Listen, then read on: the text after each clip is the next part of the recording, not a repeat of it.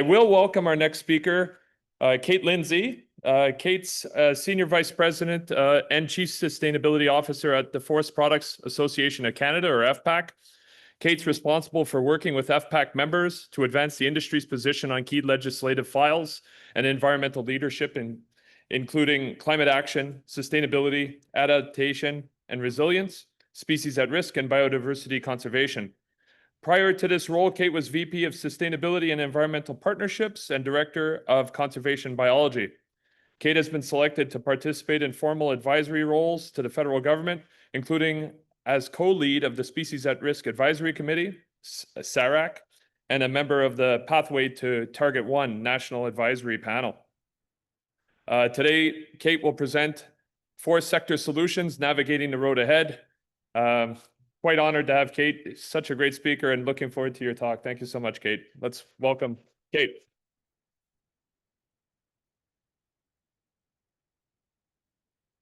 So if this works accordingly, you point to the right, and I could get your sunglasses if it was. Okay. It's quite great. Thank you, Kevin. Yeah. Okay. Perfect. Thank you, Kevin. And it's really an honor to join you today. We've been listening about the Diverse Project, and Dr. Messier has come to present to our members. So it's great to see this work and look forward to staying in touch on everything that comes out of the project. So as Kevin mentioned, I'll I'm not a scientist, I'm not a technical expert in this space, but a little bit of, we're across the river from Parliament Hill, and a little bit of the work that FPAC and we're working on ideally to help build a more resilient landscape, more resilient forests into the future. Okay, it's kind of hard to see. So I'll speak a little bit about my own journey in the forest sector, a little bit about how Canadians perceive forestry. What is the impression of Canadians around sustainable forest management? Some of the priorities of the federal government, the kind of still new federal government, as well as some of the challenges and opportunities, as well as how the forest sector is part of a whole of society approach. So just a little bit about myself. It's going to be a little bit hard to see. And I don't usually talk about myself, but I was born on Vancouver Island. I was actually born in a logging camp, so I'm third generation that has worked in the forest industry in my family. My grandmother worked in forestry in the 1940s, and my dad in the 1970s, or started in the 1970s. And he worked for a company called Canfor that essentially had a logging camp in the Nimkish Valley on Vancouver Island. And that when I was born, that is where my parents lived. So I'm that kind of bundle that my mom's holding in front of a 2-meter diameter Douglas fir in the middle there. And my dad is a wildlife biologist. And, he'll say that he worked in government, and then the forest industry in the 1970s and 1980s was really increasing as far as their interdisciplinary expertise and how we would build a forest management plan. And so my dad, as a fisheries and wildlife biologist, was working with hydrologists, geologists, as well as foresters and engineers to kind of build those forest management plans with adaptive management, with research. So that's really how I came, that was my introduction as a child, and spent a lot of time outside. I thought that everyone did field research and went on really cool trips. But it turns out my sister hated it. She hated the bugs and everything. So I definitely found my passion. And I became a wildlife biologist as well, spent about 10 years working in mostly species at risk recovery in British Columbia. Really grateful for that experience. And then about 12 years ago, I ended up in Ottawa working on policy. So, how does the government develop policy, and how do practitioners implement that policy? So very interesting experience, mostly on domestic policy, but increasingly how is global momentum built about different policies? So had the privilege of representing or being part of the Canadian delegation at UNFCCC climate COPs, biodiversity COPs. So you get a sense of how different nations are coming together around certain issues. And then even beyond professionally, very much spend time in the woods. So just a photo of my kids and I hiking in Algonquin Park. So switching gears a little bit, and I'm by no means a communications expert, but it's been really fascinating at FPAC because government is decision makers. We elect them, but they're listening to constituents. They're listening to Canadians. So we decided about 6 years ago at FPAC to start a public awareness campaign around forestry, sustainable forest management. Can forestry be part of a solution to climate change? How can we help with resiliency? How can we help with low carbon building materials? And so we did some work 6 years ago to better understand, and this is Forestry for the Future is what came out of it. So we're in our 5th year, and you're welcome to go to Forestry for the Future. There's videos on how to build a forest management plan, how technology is used in the development of forest management plans. But essentially, it's going to be hard to see, but I'll explain. But essentially, we did some polling, so public perception type audits, and we worked with Abacus data. And essentially, in about 2019, 2020, we polled the public, and more than 50% of Canadians did not know enough about forestry to even have an opinion. So that gray bar at the top there, which was really surprising to us. And particularly as I did my intro, I mean, 3rd generation in the forest industry. So you think of a lot of people that live in cities, new Canadians, people that just haven't had that personal connection to forestry. But you'll see as we go down 2021, 2022, and then we've just done the polling in 2025, we see more of that green bar and less of the gray bar. So there's still going to be people that don't like forestry, but generally speaking, we see now a much more favorable impression of forestry. So a very positive or a positive impression of Canada's forest sector.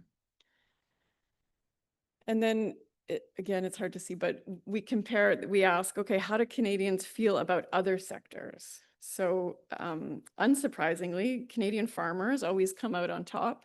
So that's that top bars. Everyone appreciates farmers. But we see increasingly Canadian foresters and forestry companies, that's the boxed in line, there is a very favorable impression against some of the other natural resource sectors in Canada. And then this is quite interesting, just given the work that Diverse is doing. So, how do Canadians perceive the forest sector's role in challenging some big, in solutions to some big challenges? And so this slide speaks to, how familiar are you with some of these concepts, so that there is a role for active forest management in reducing the risk or severity of wildfire. And that's 2 in 3 Canadians. Using modular mass timber construction to help build homes quickly, which is the middle bar, and then using wood-based biomass to replace fossil fuels.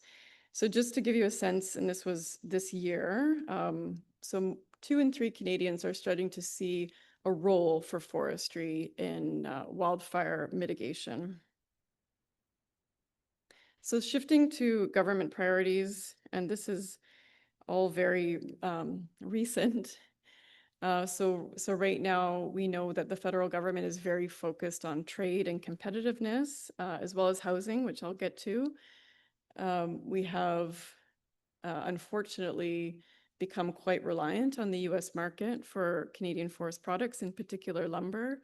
It's a large market. It's a very bulky product, so it makes sense that it's going within our continent to the United States, and the US is a huge economy. But that is not the same trading relationship it's been.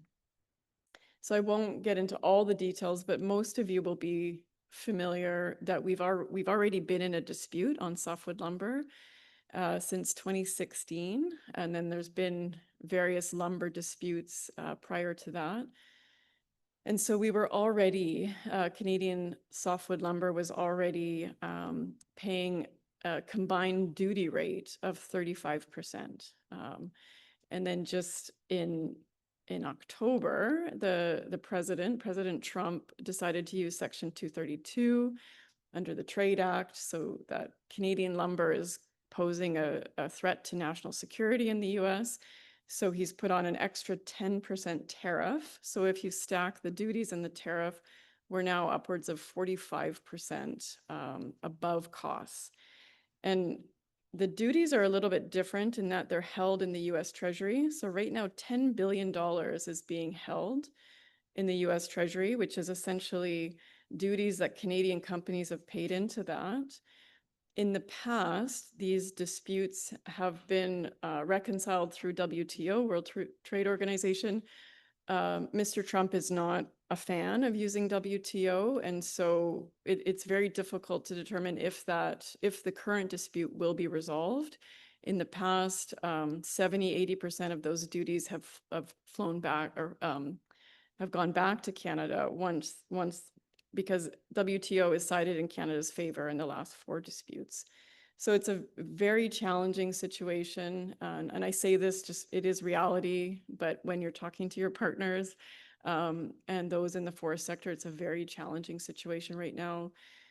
We know that Prime Minister Carney and the government is taking this very seriously.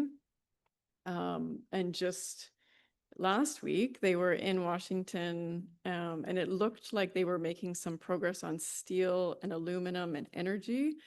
Lumber and auto had kind of been put on the side for a little bit. But then, of course, you probably saw the media in reaction to Doug Ford's ad, so that trade talks are off for a little bit. So it's a very difficult and unpredictable situation. And yeah, I don't know what else I can say about that. In the future, and well, basically where we are right now, there's some initial consultation on CUSMA, so the Canada, US, Mexico Free Trade Agreement, whether that will be renegotiated or not. So Government of Canada and the US government have kicked off early consultation on that. And then the Canadian government is also very focused on trade diversification. So we're even seeing Prime Minister Carney in Asia. So looking at additional free trade agreements or expanding existing free trade agreements. And we won't be able to offset the amount of lumber that goes into the US, but perhaps there are opportunities for us to set ourselves up to be less reliant on the US in the future. We've seen a couple of announcements recently that are helpful to the forest product sector here in Canada. Prime Minister Carney announced Build Canada Homes. So he wants to double housing starts in Canada. And he was talking about Build Canada Homes, and then recently it's Build Canada Homes with Canadian products or with Canadian wood. And so again, it's not going to offset a loss going to the US, but it's still a very good thing for Canadian homes to be built with Canadian wood, particularly when we look at innovative construction methods like modular and prefabricated engineered wood products, things that Canada is developing, which are great, and those could be exported elsewhere as well.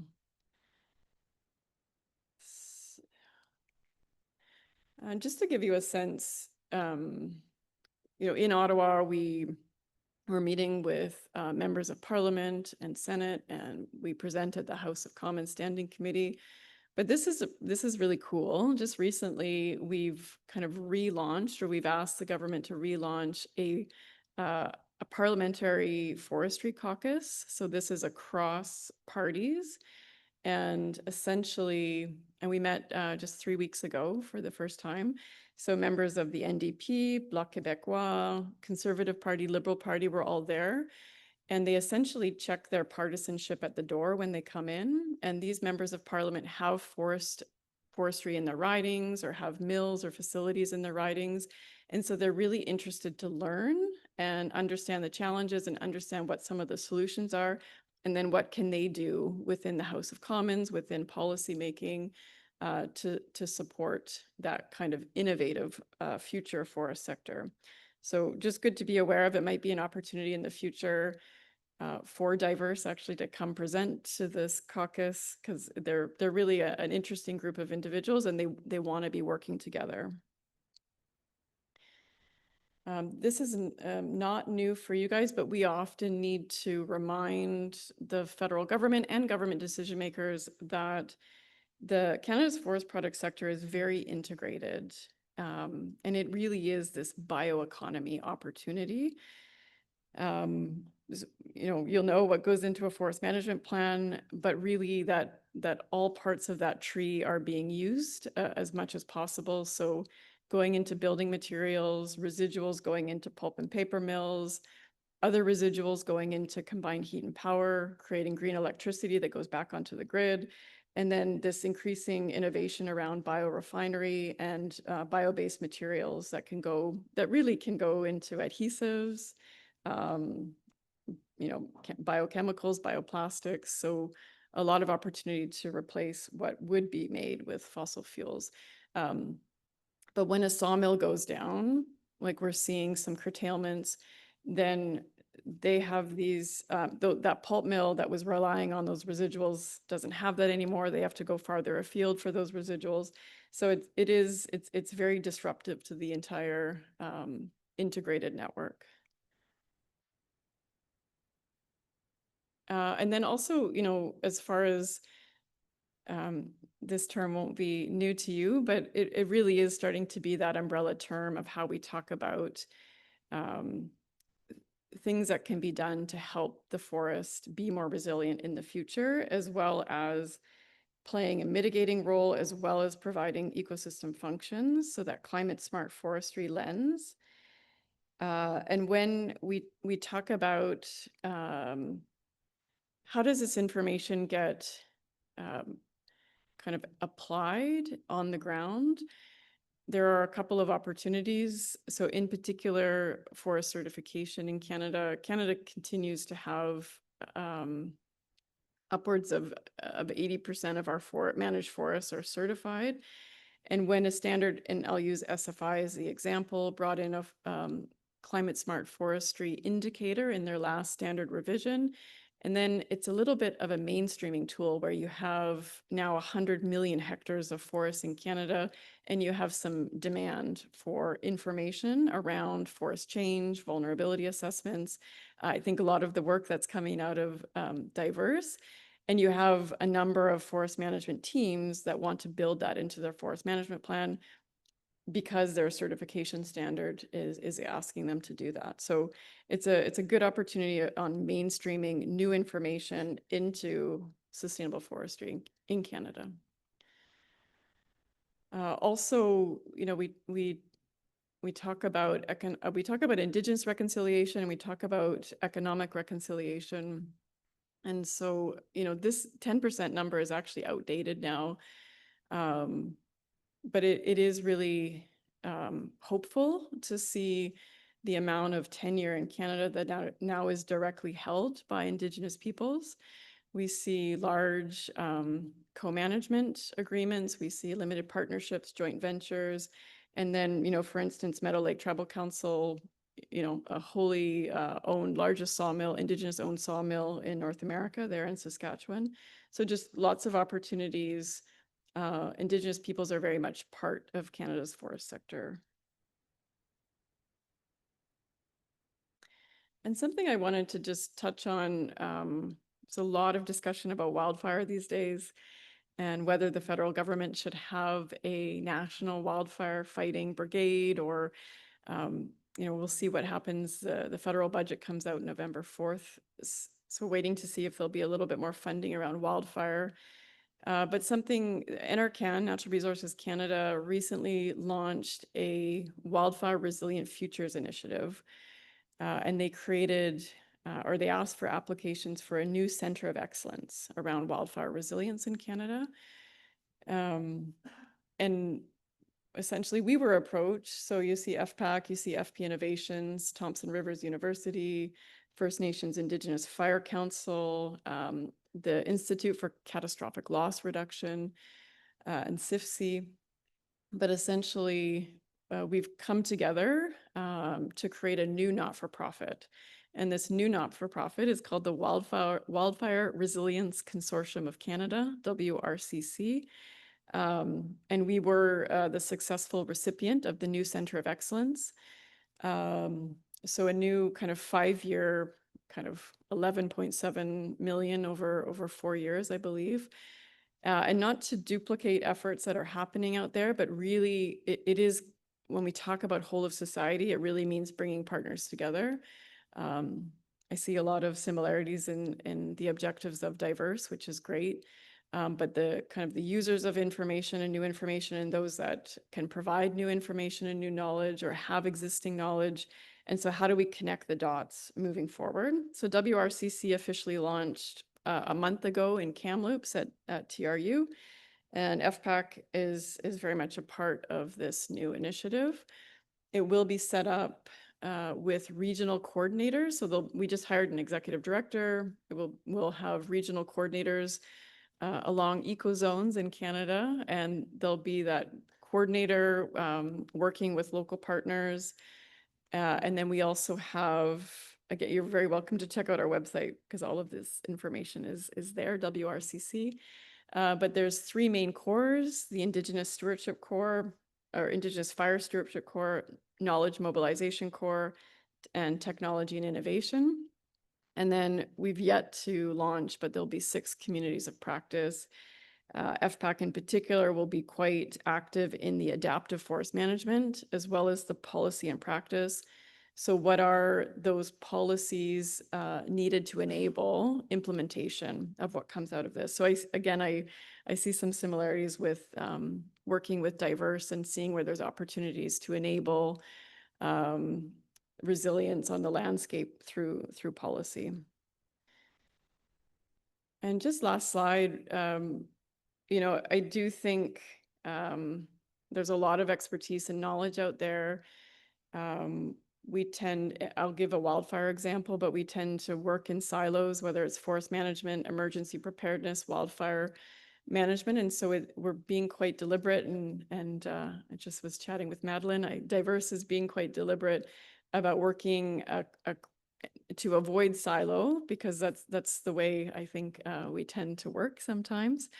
But really the role of the forest sector, I think, is living that knowledge exchange and application. So building that trust among people. And so the fact that you're gathered here, I think is excellent, because you're building those relationships. So you have an understanding of what information is needed, and then building that application of that knowledge. Canada's forest sector also has the ability to bridge scales. So particularly, I also work in FireSmart. And so talking about a homeowner and a community, but then forestry has that landscape scale to really work across those nested scales, if you will. Because we are part of this broader bioeconomy, the forest sector is really good at using residuals of wood. So there might be different types of, let's say, fuel reduction treatments in wildfire, or maybe different species that will be grown in Canada's forests. So ensuring that there's an end use of that product and it has value, and thinking about it holistically as part of that bioeconomy. Obviously building resilience for the future. So I've heard a couple foresters say we don't want to be, we've been told that we're the source for bad, but I think we can be the source for good moving forward. So those interventions can be done in a very thoughtful and deliberate way. And then it's a very organized profession. We have professional foresters, professional biologists, ecologists. And so there are opportunities for continued and ongoing training, as well as information that can be fed back into curriculums for professional foresters. So I think there's so many positive and hopeful things for the future with the work happening I'm talking about WRCC, but within Diverse, within Silva 21. I know there's a lot of great partnerships happening out there today. So with that, I just want to say thank you. Merci beaucoup.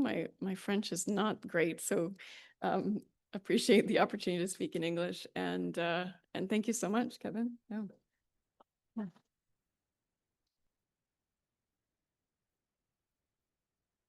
We have some time for some questions. If there are any. Bang, bang.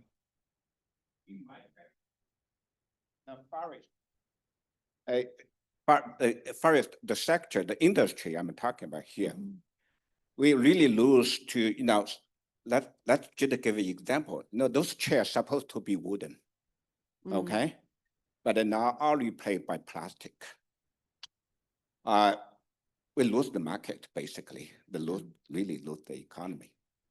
Now, whether like your association or government or industry, whether they think of a way, make those two industry, not a competitor, but a collaborator, work together. I would appreciate a chair with a certain part of wood, for example, the back, not entirely. Yeah. So the change over history, I'm not in this field, I don't know, but the history, since Second World War up to today, how the market, plastic-based industry, wood-based industry, how that change, and whether there is a model to go back, or hybrid, that's, revibrate the industry, the wood industry, furniture industry. Your input in common. Sure. Yeah, no, it's a good question. There's probably parts of kind of manufactured goods that we might not go back on, but I do think there's a real opportunity, particularly with the built environment. So, now we see engineered wood products, mass timber, cross-laminated, and these are truly massive building products.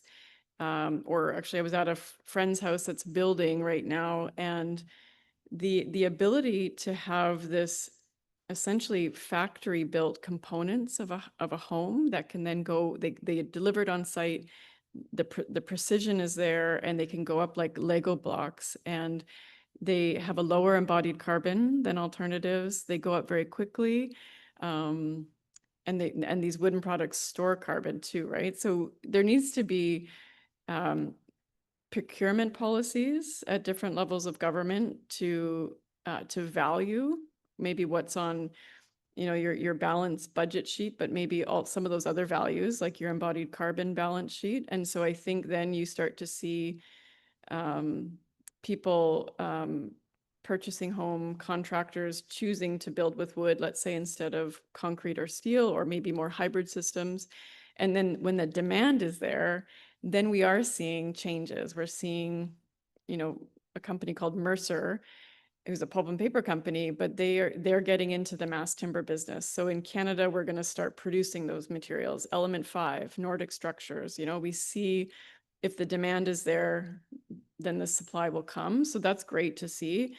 And then I think we are in a world where we're all purchasing products online and they get delivered. And so it would be great to see,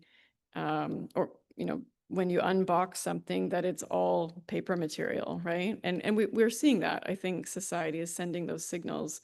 And then I would also say, I talked to, it was at the Montreal Wood Convention, and you go into a Rona or a Home Depot, and customers are asking for Canadian wood, and then they're realizing, okay, well, I normally, I can get these 2x4s from Canada, but these kind of I-joist or pieces I have to get from the US. Well, is that a signal for a Canadian company to make that particular product so the entire home or building can be made in Canada, or maybe there was a steel alternative, but now we can go back to a wooden alternative. So yeah, I think I think that opportunity is there, but I think we need to be strategic about which kind of, what parts of goods we want to see wood take a larger role in. So yeah.